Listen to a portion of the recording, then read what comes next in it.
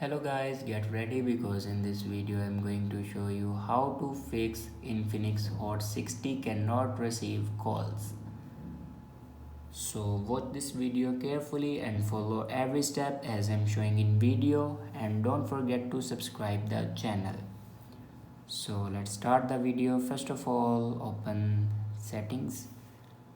In settings, scroll down and click on sound and vibration, and then click on do not disturb. If you turn on your do not disturb option, then turn it off. After turn off your do not disturb, then go back and scroll down and click on system, and then scroll down and click on reset phone.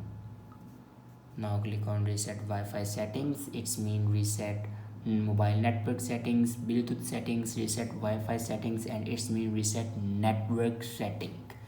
Now click on reset. After reset your network settings, then go back to your home screen and restart your device. For restart your device, press and hold power button and then click on restart.